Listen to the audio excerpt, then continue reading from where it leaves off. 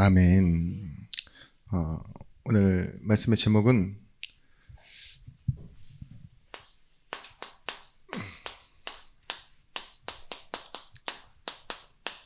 베드로가 말했죠. 내게 있는 것으로.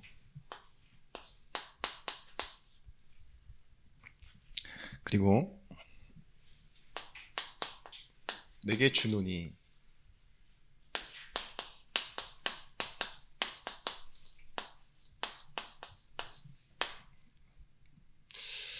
오늘 제목이 좀 애매합니다. 사람이 보게 될 역사입니다.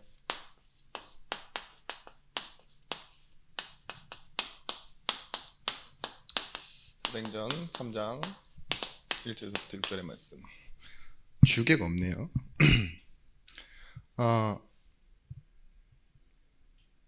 오늘 말씀처럼 우리가 2023년에 교회라는 응답 회복해야 되겠죠. 그리고 참 성도와 전도자가 받는 축복을 우리가 회복해야 됩니다. 여러분 2023년을 기대하십니까? 아멘. 네. 또 똑같겠지 뭐 이런 생각 들지 않으세요? 우리는 전도의 이유를 무엇으로 잡습니까?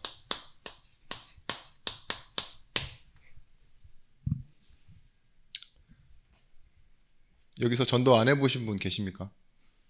복음을 전해본 기억은 다 있으시잖아요. 근데 그 전해본 기억 말고 정말 영혼을 끝까지 하나님 앞으로 데려가는 전도의 재상상까지, 저는 복음을 전하고 그래서 그 사람이 복음을 받아들이고 구원받았다 말할 수 있는 그런 시작 말고, 진짜 교회 안에서 성도로서 이 사람이 계속 은혜를 받고 또 복음 전하게 되어지는 그 순간까지, 또 삶을 계속 이겨내면서 가문과 지역과 또한 전도 선교를 생각하는 그 응답까지가 저는 전도라고 생각하기 때문에, 저는 제가 생각하는 전도는 조금 제 기준에서지만 굉장히 좁지만 하나님이 하셔야 되는 일이라고 저는 그렇게 생각을 합니다. 전도를 어떻게 생각하세요? 시작할 때 어떤 사람은 이런 마음을 시작해요. 그것도 모르면서 이러면서 딱 복음을 시작합니다. 무시하는 마음으로. 어떤 사람은 뭐 하죠? 좀 불쌍한 마음으로. 좋죠. 그런 마음으로 하고, 또 어떤 때는 필요에 의해서 이런 사람이 정말 복음 알면 좋겠다, 교회 다녀봤다는데 지금 안 다닌다고 하니까 뭐 이런 식으로 하는데, 우리는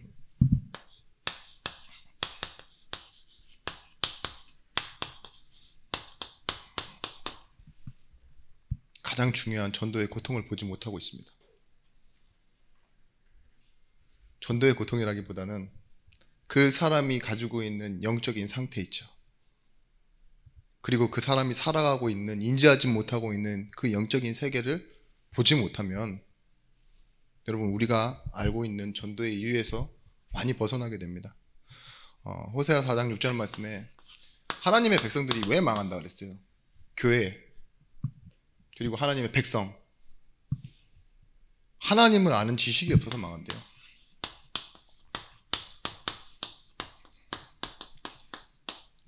그럼 불신자들은 어떻겠습니까? 지금 우리 주변에 살아가고 있는 많은 성공자뿐만 아니라 실패자들도 다 지금 어디 속에 있어요? 하나님을 아는 지식 없이 세상을 살아가고 있다고요. 우리가 분명히 알아야 됩니다. 창세기 3장에 이 저주가 계속되어져 가고 있습니다. 하나님을 떠난 상태. 근데 단순히 여러분들이 너무 많이 듣다 보니까 하나님 떠나 있다? 이게 굉장히 그냥 위치적인 이동으로 생각하시잖아요. 관계에서 멀어져 있다라고만 생각하시잖아요. 하나님을 떠나 있다라는 말은요, 하나님이 보이시는 것을 하나도 볼 수 없는 상태라는 거예요. 영적인 세계. 나를 하나님의 형상대로 지어놨는데 그런 내가 하나님 떠나서 나를 잊어버렸다는 거잖아요. 그게 뭡니까? 고통이어야 돼요. 우리 눈에 보이는 고통. 자신이 어떤지 모르니까 지금 돈에만 매달려가며 살아. 자기 앞에 놓여진 이 상황과 형편 가운데서 열심히 노력하고 자기가 배운 대로 정말 꾸준히 공로를 쌓고 내지는 발버둥을 치죠. 몸부림을 치고. 그런데 이 모든 것 때문에 뭐합니까? 못 보는 상태. 모든 것을 자기 중심으로 보게 되어졌습니다. 그래서 자기가 왜 그런지 몰라요.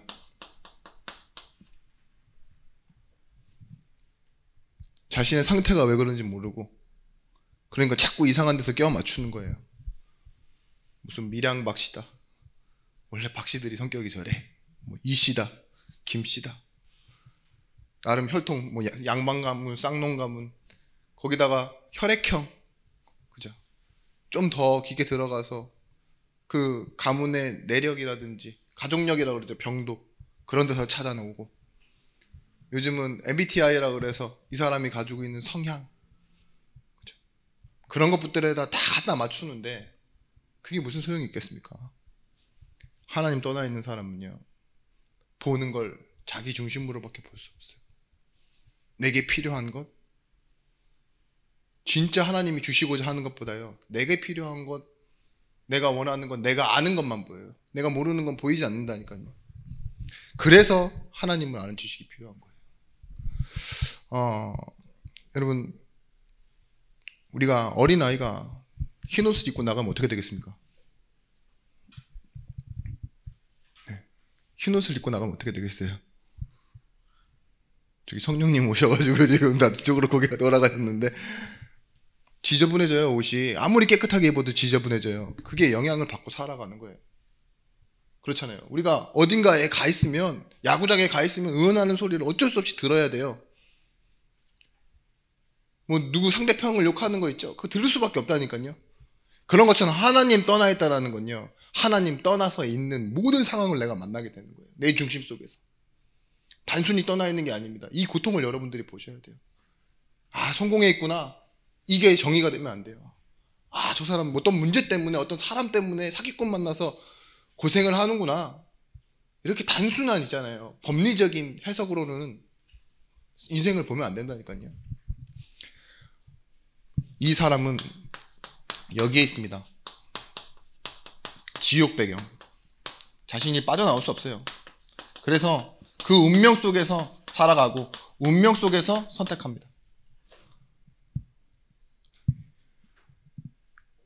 아무리 이 문제를 해결하고 싶은데 빠져나올 수 없대요. 여러분들 그런 거 느껴보신 적 있으세요? 나 이제 끝났구나.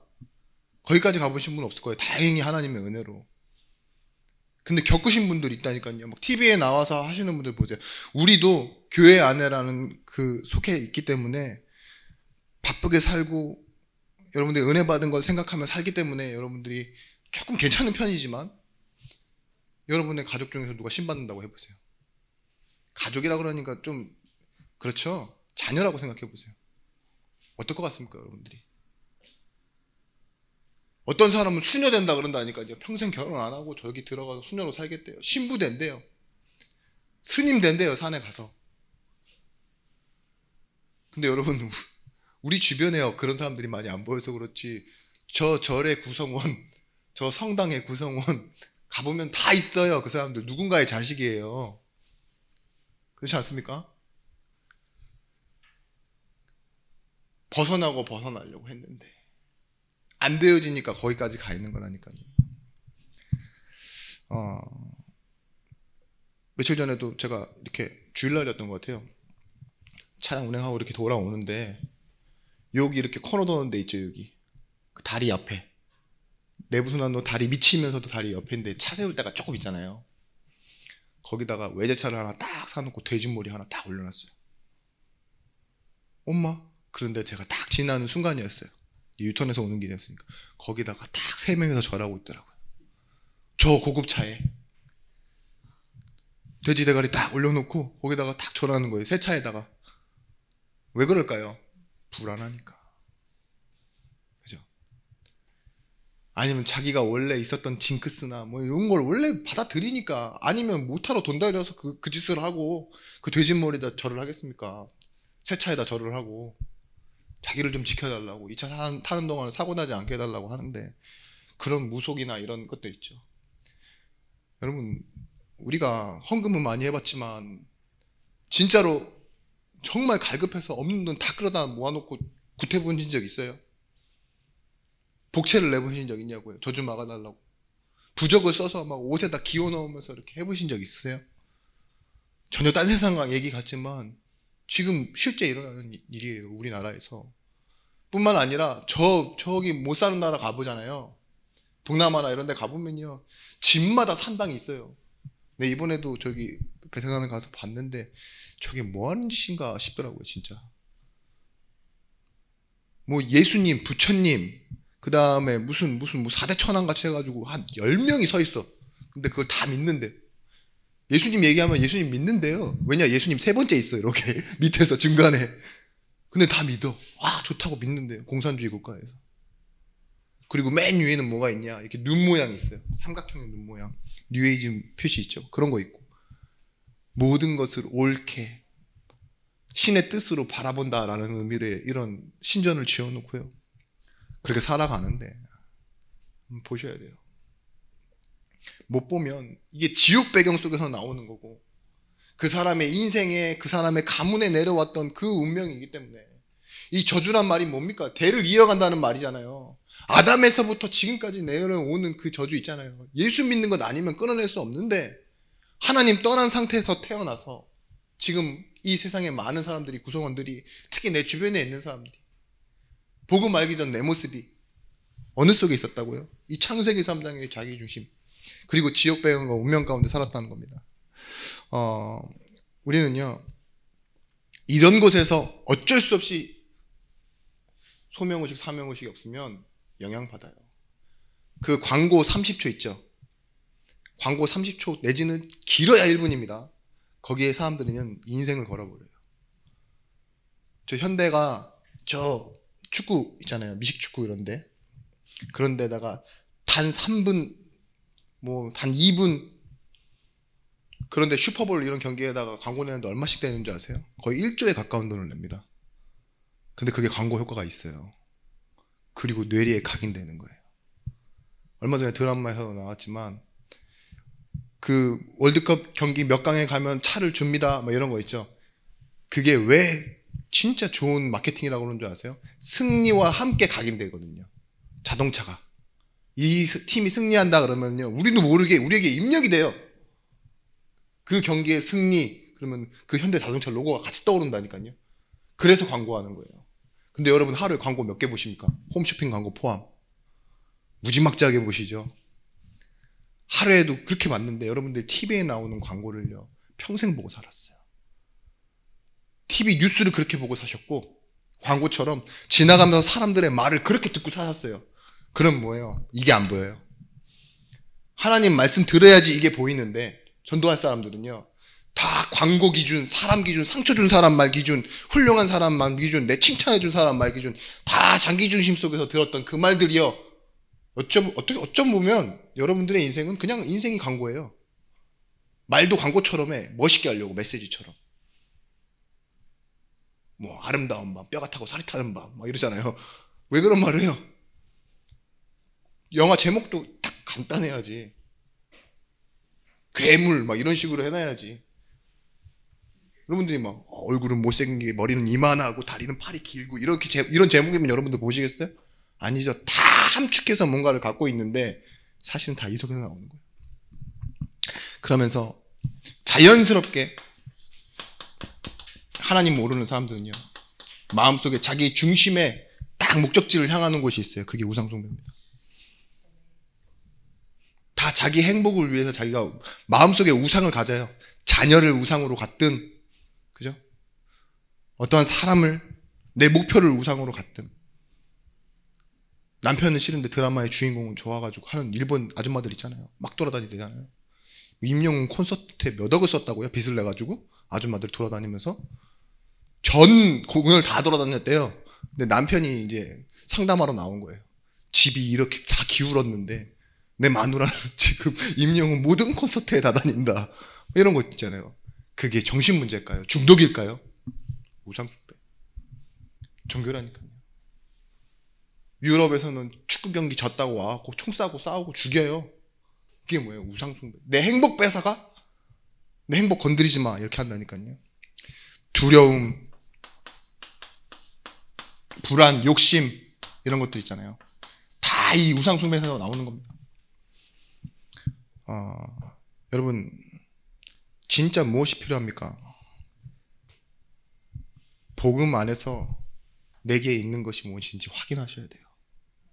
그때 내가 확인돼요. 현장 가셔야 여러분들이 산다라는 이유가 뭐냐면요, 현장 가야 내게 있는 것을 내게 줄 수 있다라고 말해요.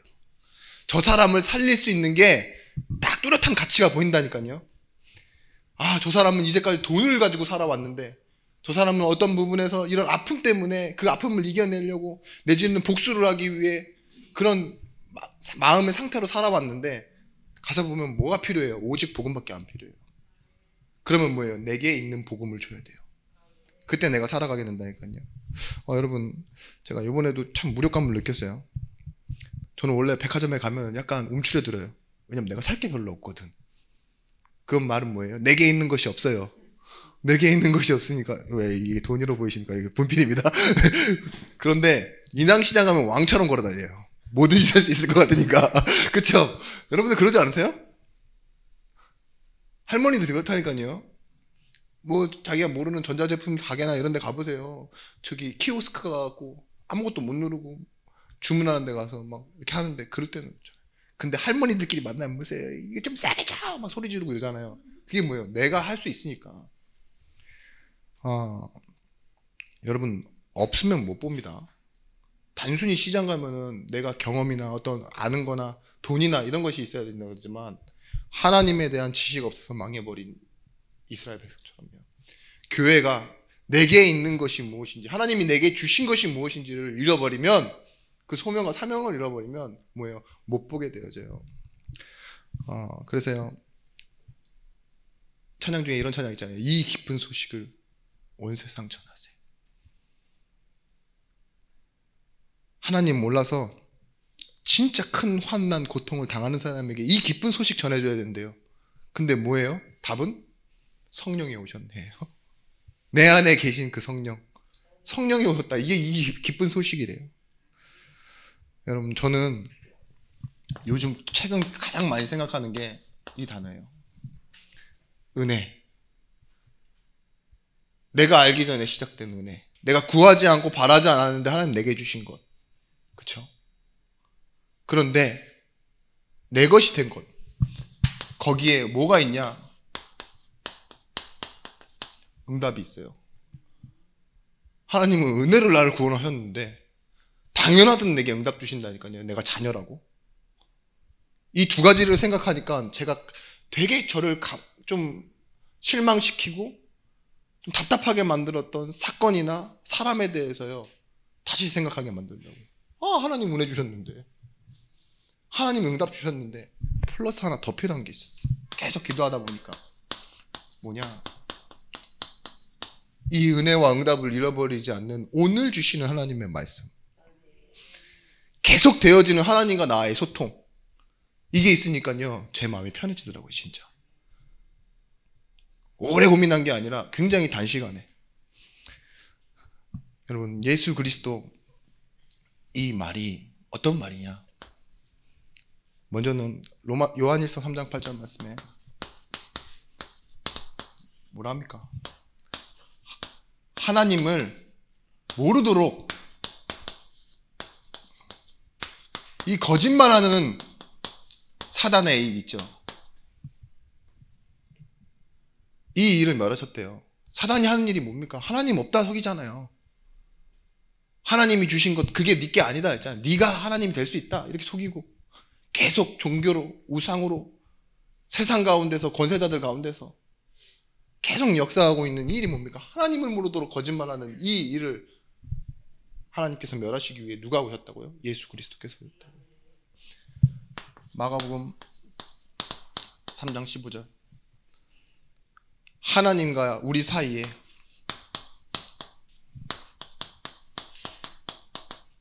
이 관계를 끊어놓는 죄와 저주의 문제, 이것을 해결하였다 그랬어요. 제사장으로서 자신의 몸을 들이심으로써 이 문제를 끝내버리셨대요. 연복음 14장 6절 말씀에 하나님을 만나는 길을 내셨대요. 내가 길이요 진리요 생명이니 나로 말미암지 않고는 아버지께로 올 자가 없느니라. 여러분, 이 은혜 속에서 이게 계속 발견되셔야 돼요.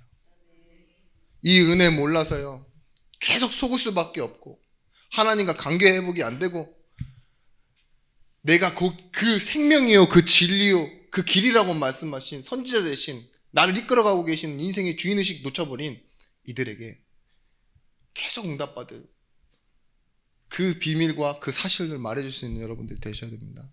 그래서 여러분, 구원은요 단순히 해방이 아니라 완전 해방입니다. 마치 출애굽기에서 뭐 했습니까? 이스라엘 백성들이 나왔잖아요. 그런데 하나님이 이 가운데서 모든 일을 다 시작하였다 그랬어요. 신명기 29장 2절 말씀에 모세가 온 이스라엘을 소집하고 그들에게 이르되 여호와께서 애굽 땅에서 너희 목전의 바로와 그의 신하와 그의 온 땅에 행하신 모든 일을 너희가 보았나니.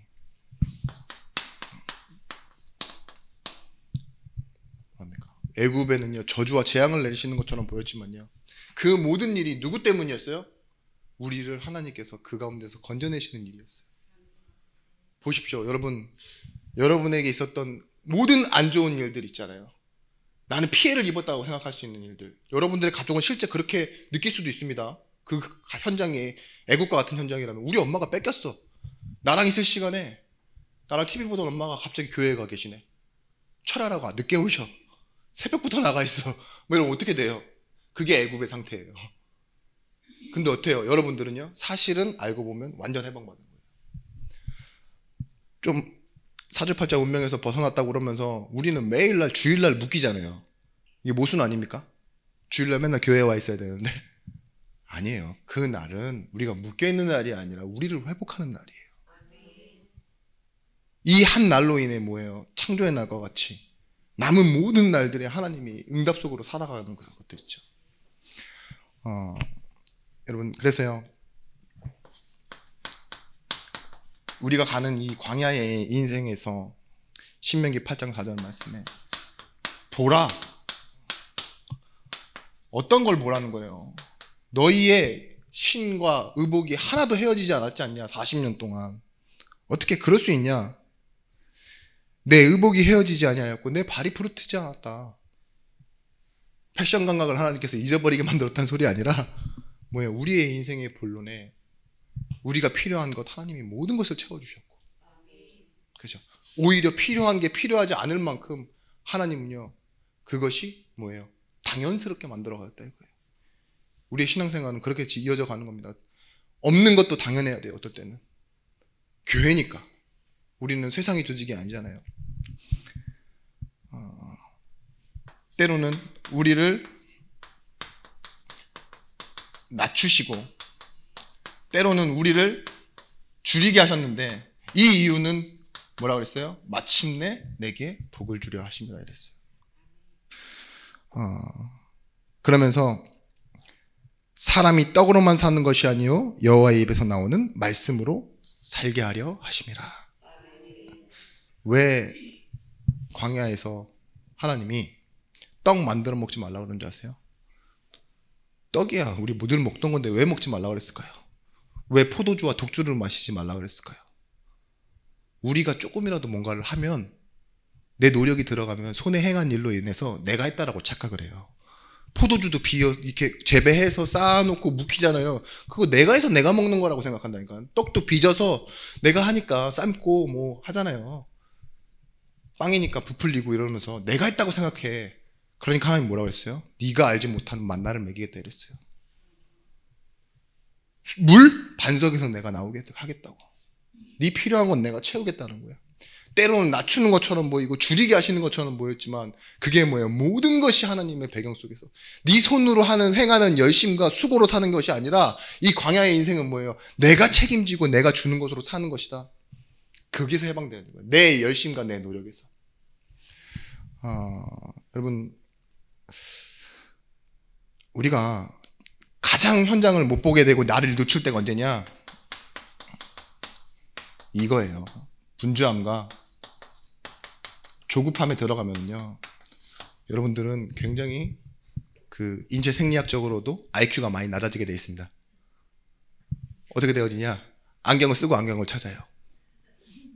핸드폰으로 전화하면서 핸드폰 어디 갔지? 막 이러더라고요. 지금 통화하고 있는 핸드폰은 뭐야?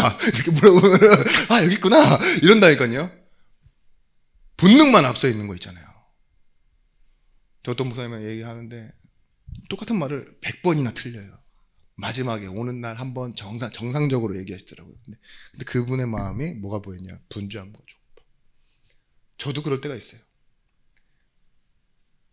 제가 아까 나오면서도 막 옷을 이제 찾는데 분명히 불이 다 들어와 있거든요. 근데 제가 말했어요. 어머니 너무 어두워요. 하나도 안 보여. 뭔가 입어야 되고 찾아야 되는데 불이 켜져 있는데 왜 어둡지? 내가 계속 이랬다니까요. 거실이 꺼져 있어서 그렇대요. 그거랑 상관없이 내 방에 불이 들어와 있다니까. 그래가지고 내가 근데 어두워요. 안 보여요. 그때 제가 진짜 무력함을 느꼈어요. 아, 내가 급하구나 마음이. 근데요, 여러분, 여기서 이 분주함을 만나고 조급함을 만난 사람이 조금만 답답함을 만나면 이렇게 돌아갑니다. 출애굽기 14장 10절에서부터 12절 말씀에 자연스럽게 불평하고 자연스럽게 원망할 수밖에 없어요. 안 보이니까, 뭘 보여야 될 게 안 보이니까 이렇게 된다니까요. 물건 잃어버린 사람 특징이 뭔지 아세요? 아, 어디 갔지? 내가 어디다 놔뒀더라? 아, 내가 실수하나? 요즘 내가 왜 이러지? 이런 사람 거의 못 봤어요. 내가 놔둔 거 어떤 새끼가 치웠지? 엄마는 내가 건들지 말라 그랬더니만 나만 원망한다니까요. 바로 입에서 찾았는데 계속 안 찾아지면 누가 훔쳐간 거야? 나는 왜 이렇게 멍청하지? 결국은 나를 원망하죠. 그런 것처럼 이 출애굽기 말씀에 뭐라 했냐? 바로가 가까이 올 때 그게 보이는 거죠. 가까이 오는 게. 이스라엘 자손이 눈을 들어본즉 애굽 사람들이 자기 뒤에 이른지라. 그들이 또 모세에게 이르되 애굽에 매장지가 없어서 당신들이 우리를 이끌어내고 광야에서 죽게 하느냐 이러잖아요. 우리가 애굽에서 당신에게 이른 말이 이것이 아니냐? 내가 말했었지? 안 된다고. 우리를 내버려 두라. 우리가 애굽 사람을 섬길 것이라 하지 않았느냐? 지가 맞다 이거예요. 왜냐? 이런 것들이 왜 우리 속에서 나오느냐? 중요한 것을 잃어버리기 때문에 그래요. 그 답이 뭐냐? 여러분, 하나님의 일, 여기에 역사의식이 있어야지 여러분들 빼앗기지 않습니다. 주변에 여러분들을 영향을 주고 어떠한 상황이 다가온다 해도요, 내가 나를 잃어버리지 않는 건요, 이거예요. 역사의식. 하나님이 광야에서 결과적으로 심어주시려고 하였던 게 뭐냐? 이 역사의식이에요. 역사의식 속에는요, 이 세 가지가 포함됩니다. 소명의식, 하나님께서 원하시는 자들을 부르시니 나온지라. 그게 시작이에요. 내가 어느 상황에서 어떻게 부름받았느냐, 하나님 어떻게 부르셨느냐 나를, 이걸 아는 것 있잖아요. 이 소명의식 가운데 내가 이제는 무엇을 해야 될 것이냐, 이게 찾아지는 사람에게는요, 영향받지 않고 빼앗기지 않는 주인의식이 생겨요. 이 일은 내 일이다 있죠. 나의 것, 나의 현장.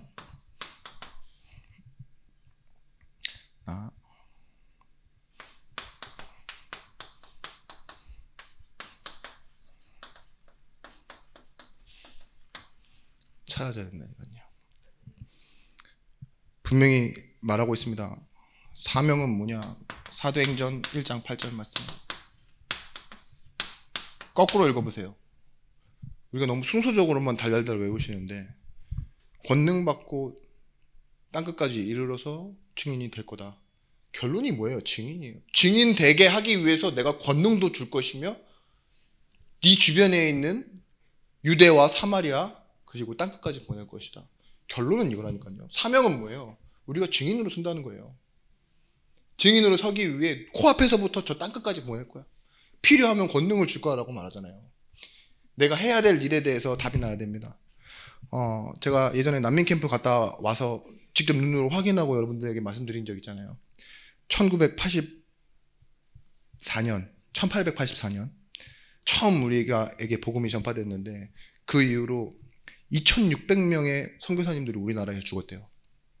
그렇게 교회가 세워졌어요. 왜냐하면 그 당시에는 뭐 정세도 그렇고 우리나라에 들어올 수 있는 상황도 아니고 들어와도 케어를 받지 못하니까 지금처럼 뭐 지하철을 탈 수 있습니까? 외국인들이 뭐가 있습니까? 없잖아요. 가이드북도 없고. 근데 막상 복음 때문에 들어오신 거예요. 근데 1952년에 일본에 우리가 모든 것을 빼앗겼다가 다시 남북전쟁까지 겹치게 돼요.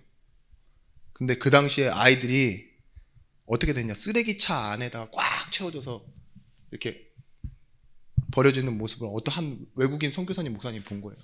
우리나라 현실이 그랬다니까요. 어른들 틈바구니에 아이들이 가득 실려 있는 거예요. 근데 그게 차가 쓰레기차야. 얼마나 처참합니까? 목사님이 이 소식을 전한 거예요. 그래서 만든 그 후원 업체가 있어요. 업체라기보다는 후원 단체. 그게 뭐냐? 컴패션입니다. 들어보셨죠? 그 진우션의 션과 그 부인 그 혜영 씨인가요? 그분이 계속 홍보대사로 나오잖아요. 유니세프처럼 많이 노출되어 있는데 그걸 만들어진 이유 시작인 나라가요. 우리나라예요. 시작은 뭐냐? 거기에 그리스도의 빛을 아이들에게. 그래서 우리나라를 시작으로 만들어서 후원하다가 결국은 27개 나라, 그 다음에 50개국이 넘는 나라들이 이제 이 혜택을 받게 됐어요. 후원 단체가 계속 커져가다 보니까요. 근데 제가 이 선교 현장을 가야 되는데, 난민 캠프로 가야 되는데, 난민 캠프가 이제 국경을 어느 때는 막아버려요. 아예. 태국에서도 막고, 미얀마에서도 막고 이러면 못 들어가니까 다른 곳을 찾아보기 시작한 거예요. 그와 비슷한 곳이 없나 이래가지고 처음 갔고 마지막으로 갔던 그곳인데 거기에 웬 산꼭대기에 있는 한 300가구 정도 사는 마을인데 거기에 컴패션이 있는 거예요. 너무 놀랐어요. 이 컴패션에 후원을 받는 마을이라고? 이런 후진 곳에? 난민처럼 살아가는 이 마을에?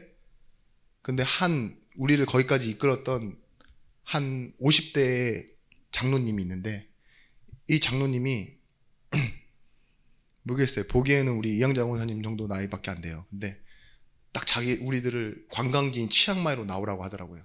자기가 거기 출신이라고. 자그마치 50년을 컴패션의 지원을 받아서 자기가 이렇게 성장을 했고 지금은 이런 학교 건물과 엄청난 이런 많은 일들을 하고 있다고 딱 보여주는 거예요. 근데 진짜 건물도요, 들어가는데 무슨 골프장 들어가는 것 같이 이렇게 정원도 엄청 넓고요. 차가 한참 들어가야 돼요. 다 잔디 깔려 있고. 들어가니까는 야, 태국에도 이런 건물이 있네 싶을 정도로 리조트 같이 딱 돼 있는데요. 얘기하더라고요. 나는 돈이 필요한 사람은 아니다. 근데 나는 우리 이 마을에 복음이 전해지길 원해서 당신들을 초청했다. 이유는 딸이 우리 연세대 교환학생으로 와 있다가 이제 저희 선교단체랑 만난 거예요. 그래서 우리 아버지도 비슷한 일 하는데 한번 만나볼래요? 이래가지고 가봤는데 거긴 거죠. 그러니까 있을 만큼 있고 복음도 알아요. 근데 이 사람의 인생의 최종 목적지가 어딘 줄 아세요? 마지막 사명의식이? 자기 마을로 모든 수익금을 다 보내는 거예요. 아시겠죠? 자기가 그 안에서 자랐고 했는데 자기 가족들과 자기 마을 사람들 어떤 줄 알아요. 자기는 이미 성공했어. 그렇기 때문에 뭐 하는 줄 아세요? 선생들에게 월급을 주고 그 안에서 학교를 꾸고 막 이러는 거예요. 그러면서 제가 이 컴패션에 대해서 좀 보다 보니까 알게 된 게 뭐냐.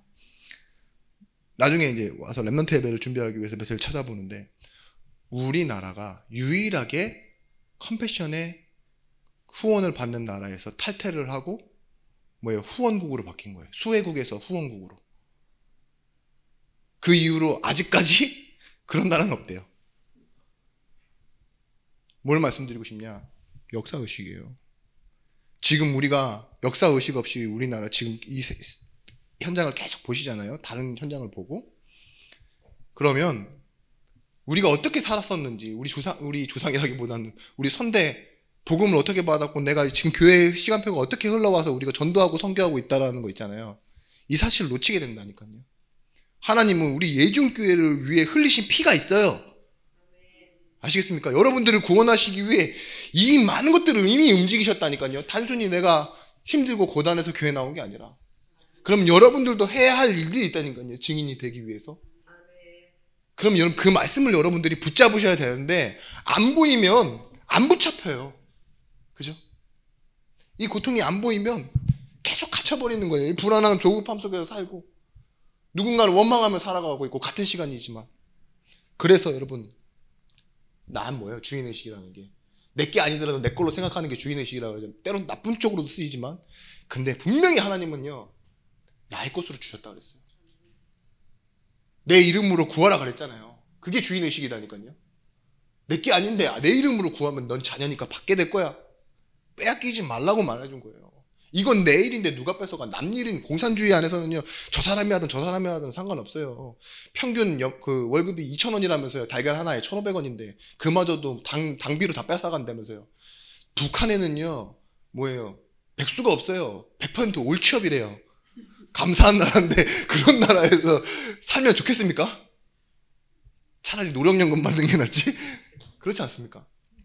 보십시오. 십보라, 게르솜, 이 아론, 모세 주변을 돌아보면요 다 아픔밖에 없는 사람이에요. 그런데 뭐예요? 자신은 부름받은 사람이에요. 상관없어요. 자기의 인생을 나그네라고밖에 말 못했던 그 모세가 하나님께 딱 붙잡히니까요 그 전에 있었던 내 상처, 아픔, 도망 다 뭘로 바뀝니까? 지도자의 그릇으로 바뀌는 거예요. 뭘 위해 갑니까? 하나님의 말씀을 세우는 거. 마지막까지도 깨달아요. 내가 하나님의 말씀대로 하지 않아서 그걸 백성들에게 심어주고 가는 거예요. 그러면서 뭐합니까? 신명기에서 너는 기억하라. 네 마음을 다하고 네 뜻을 다하여 네 하나님 여호와를 사랑하라. 계속 말하다 가잖아요. 120세가 넘은 노인이 뭘 말을 그렇게 합니까? 그리고 여호수아 갈렙의 말을 보고 누가 보고 온 말을 믿습니까? 정탐꾼의 말들 중에 사실에 입각한 사람? 아니요. 믿음으로 사는 사람. 하나님의 것을 보는 사람을 보는 거예요. 모세가 그런 사람이었고 여호수아 갈렙이 그런 사람이었습니다. 그러니까 빼앗기지 않잖아요. 그 현장을 향해 가잖아요. 나중에 뭐랍니까? 헤브론 산지 아낙 산지 그 가장 힘든데 아무것도 나지 않는데 후대들이 힘들어할 그 땅을 달라고 해요. 거기에 다윗이 넘어가서 왕을 하다가 결국은 하나님이 세우신 왕이 되죠. 여러분 목적지를 정확하게 가야 된다 그랬잖아요. 열심히 중요한 게 아니라고. 혜택이 중요한 게 아닙니다. 내가 가야 되는 목적지까지는 입석을 타고 가야 돼요. 근데 승무원이 와서 얘기해요. 반대편으로 가면 특실 타실 수 있어요. 그러면 어떻게 하시겠어요? 네. 가긴 가야죠. 입석으로 가야죠. 내 목적지는 입석이니까. 그죠? 네. 근데 반대편으로 가면은 특실을 준대. 그래도 안 가죠. 그게 뭐예요? 빼앗기지 않는 거예요. 주변에서 아무리 많은 것을 가지고 나한테 영향을 주려고 해요. 근데 그게 틀린 거면요. 필요 없는 게 되는 거예요. 어느 시대나 어려움이 있습니다. 근데 안 되는 사람의 특징이 뭐냐? 골백살 먹어도요. 철이 안 된대요. 나이만 먹은 것 뿐이지 철이 안 된다. 철이 안 된다는 의미를 뭐라고 하냐? 나는 어려운데 상대방을 쉽게 보는 사람 있죠. 공감이 안 되는 사람.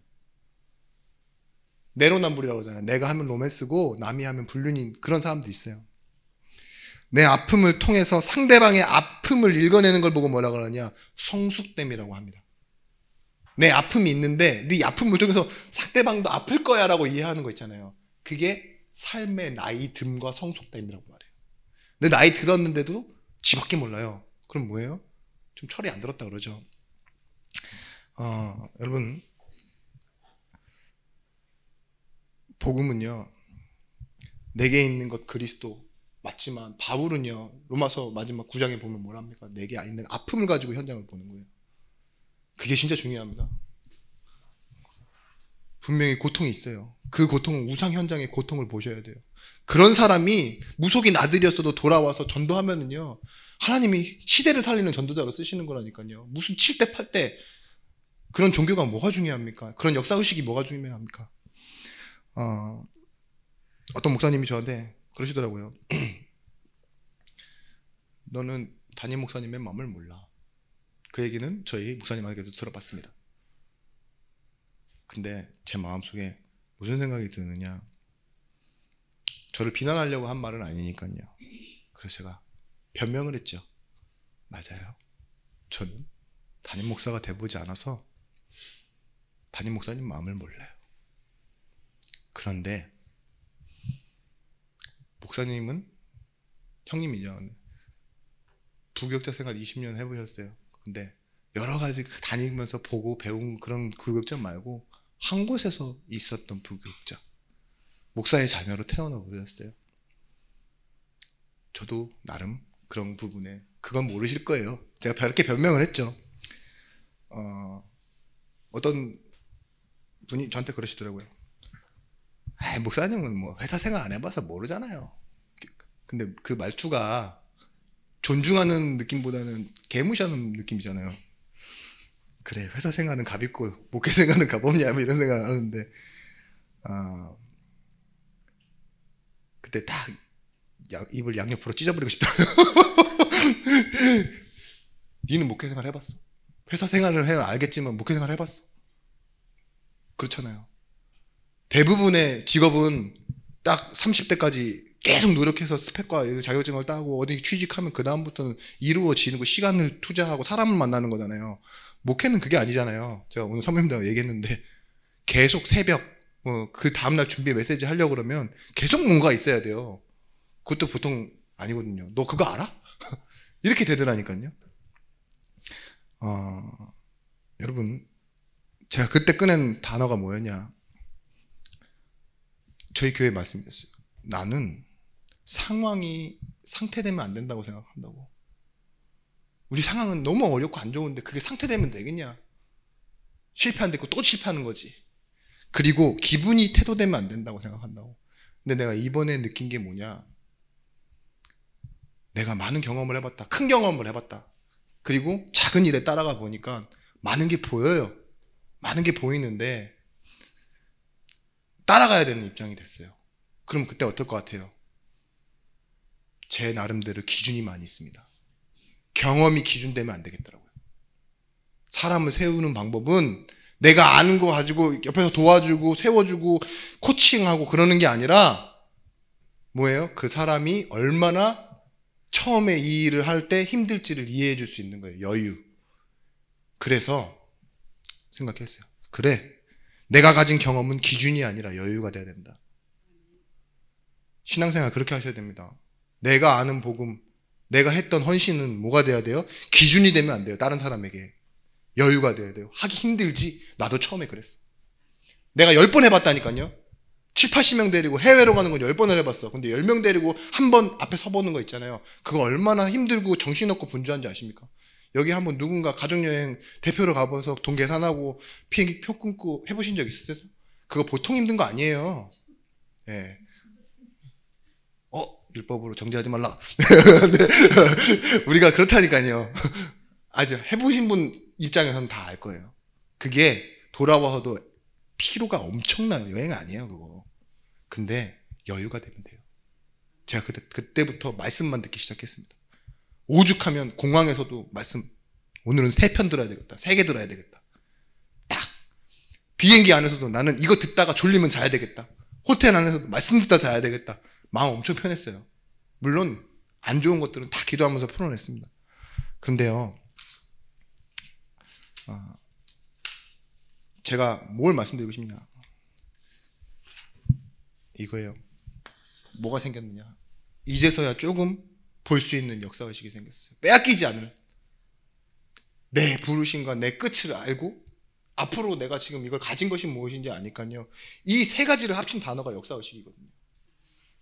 상황만 아는 것이 아닌 나를 알고 남을 알고 하나님이 주신 일을 아는 것, 이 3가지가 합쳐지니까 역사의식이 되어졌어요. 여러분, 루시라는 여인이 이삭 죽던 여인이었지만 누구의 마음을 알았어요? 과부였던 부모님의 시어머니의 마음을 알았어요. 고통이 보인다니까요. 목수의 아내 마리아, 기생이었던 라합, 과부였던 다말, 이 사람들이 뭐예요? 성경은 역사 중심이 아니라 영적 사실 중심의 책이라는 걸 보여주는 거예요. 그래서 여러분 뭐 하면 되느냐? 이제 하나님과의 관계, 이걸 복음 정리로 누리시면 됩니다. 잘 알고 있는 로마서 8장 1절 2절 말씀에 우리는 어떻게 됐어요? 해방되어졌어요. 죄와 사망의 법에서 생명의 성령의 법으로 너를 해방해왔다 그랬어요. 로마서 8장 15절 말씀에 우리는 원래는 죄인인데, 완전히 떠나있는 하나님 죄인인데 우리를 회복시키셨습니다. 구직하지 않고 선착순으로 뭐 어떤 자격을 갖춰서가 아닌데 하나님이 무서워하는 종의 영이 아닌 어떤 양자의 영을 받아서 하나님을 아빠, 아버지라 부르. 우리는 직원이 아닙니다. 하나님의 자녀입니다. 로마서 8장 26절 말씀에 우리가 우리의 인생에 주제를 잊어버려요. 그때마다 하나님 어떻게 하신다고요? 말할 수 없는 탄식으로 하나님의 뜻을 위하여 기도하신다고요. 그 하나님의 뜻을 위한다는 게 뭐죠? 우리의 인생을 회복하도록. 그래서 우리가 스스로 하나님 바라볼 수 있도록, 나를 부르신 이유와 내가 가야 할 길과 내가 가지고 살아가야 되는 그 행복이 무엇인지 알 수 있도록 뭐예요? 성령께서 말할 수 없는 탄식으로 기도하고 계신다 그랬어요. 그게 뭐냐? 마땅히 빌바를 알지 못하는 우리가 성령의 은혜로 살아가는 겁니다.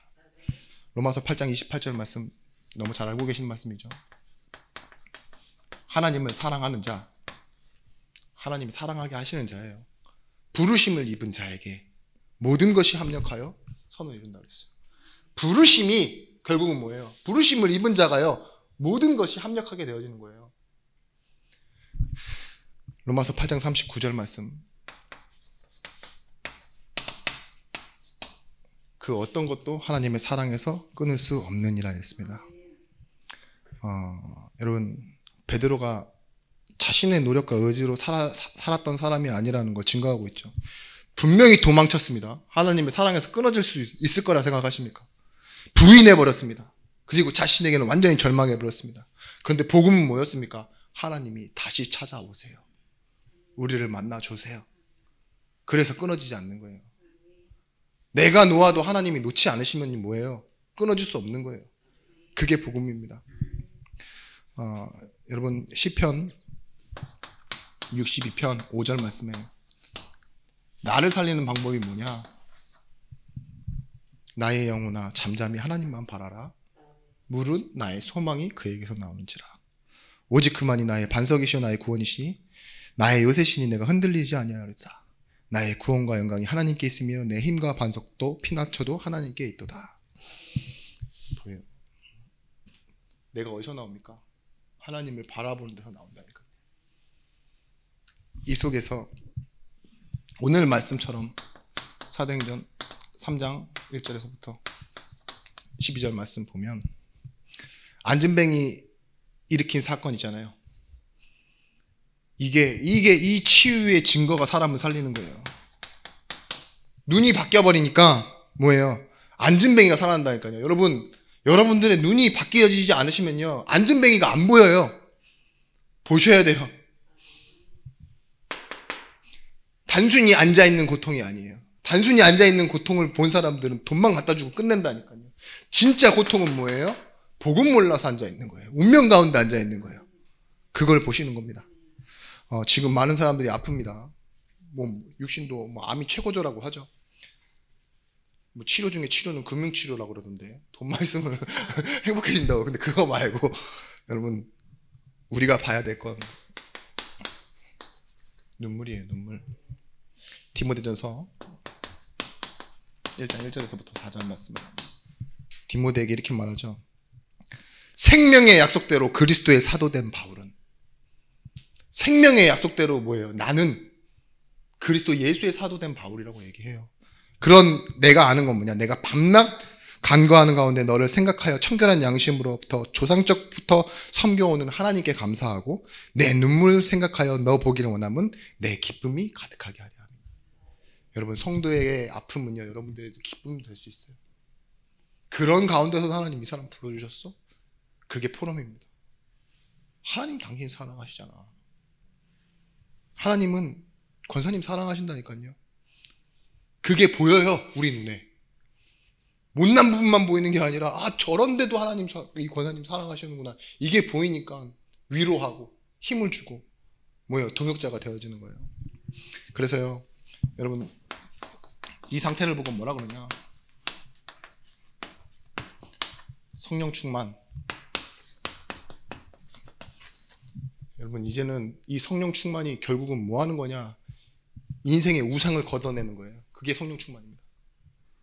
두려움, 불안 이런 데 잡히죠? 더 이상 그런 데에 절할 필요 없어. 스데반이 뭐 했습니까? 사람들이 죽이려고 달려들고 소리치는데도요, 성령 충만은 뭐예요? 이 우상을 걷어내는 작업을 하는 겁니다. 아까 말씀드렸잖아요. 성령은 우리의 생각을 보혜사 은혜로 다루시고 지켜가십니다. 성령은 뭐 한다 그랬냐? 마땅히 구할 바를 알지 못하는 우리 인생의 주제예요. 하나님을 찾도록 구하게 하십니다. 그러니까 뭐예요? 자연스럽게 우리 인생의 우상은 지워져 가는 거예요.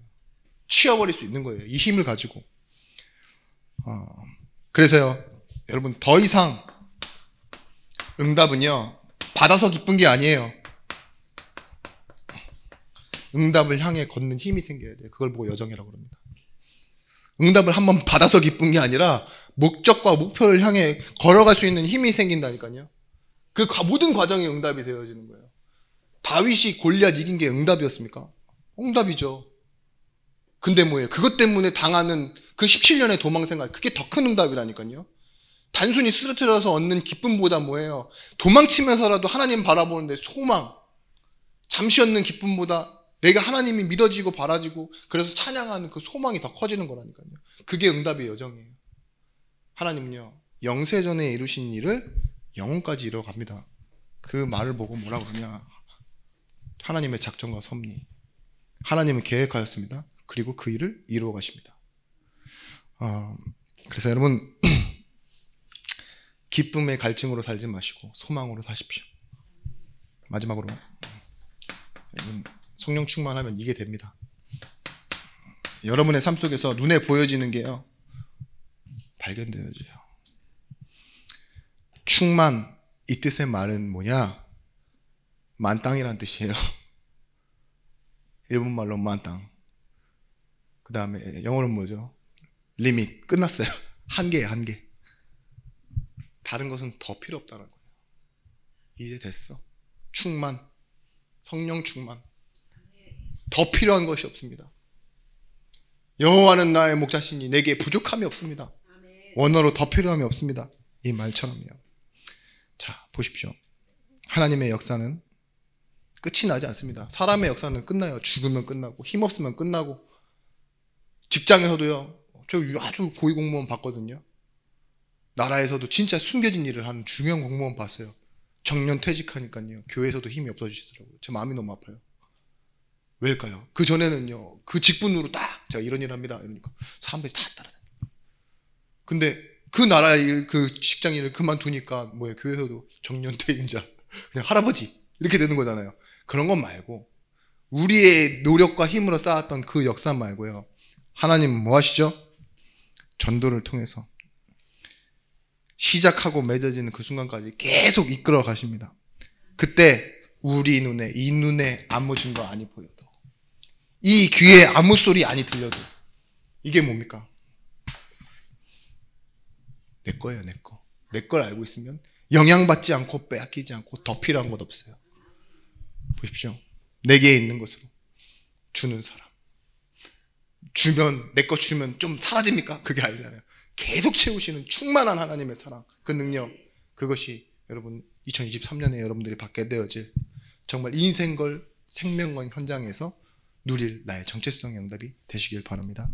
기도하겠습니다. 하나님, 오늘도 우리에게 생명을 살리는 말씀을 허락하여 주셨음에 감사드립니다. 이 말씀이 내게 있는 것이 되게 하시고 남에게 줄 것이 되어지게 하셔서 하나님 이 말씀 전하는 현장마다 하나님 나라가 임하여지게 하시고 우리는 그 현장에서 하나님께 영광 돌리는 증인이 되어지게 하여 주옵소서. 이제는 만왕의 왕이 되신 예수 그리스도의 크신 은혜와 독생자를 주신 하나님의 사랑과